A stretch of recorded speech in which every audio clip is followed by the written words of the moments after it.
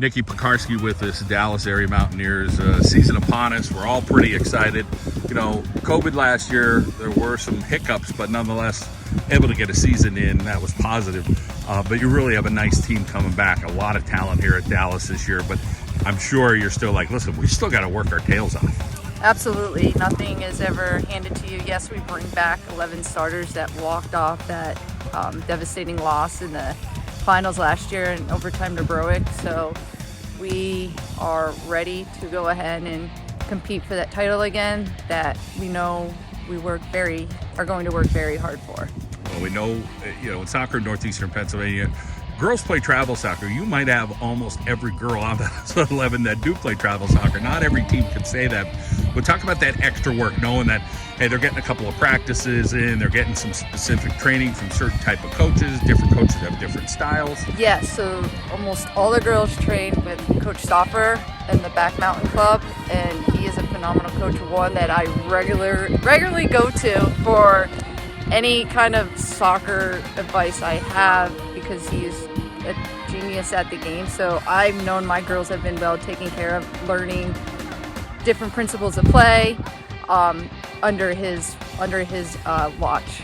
It all starts in goal, and Morgan Solano does a great job. She's a great communicator back there. Talk a little bit about her leadership abilities. Yeah, she has the best view of the game considering where she is.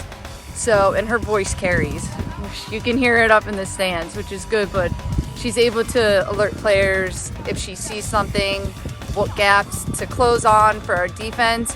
And overall, she's a very motivational vocal leader on our team as well.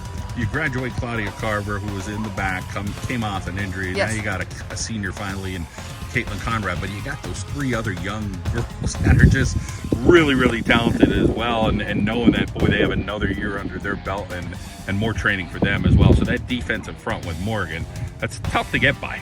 Yeah, so what we're really going to focus on this year is defensive roles, how to get that back four to work as one unit, where as one player goes here, they know exactly where the other one should be. So that's something we're really going to stress all out on this year, to make sure our defense cannot be broken down. And then, of course, a lot of the offense goes through Megan McNeely. Just, great ball skills and just has good vision with the field as well. Yes, Megan McNeely in the midfield with Olivia Meniscus and Kara Pomeranke.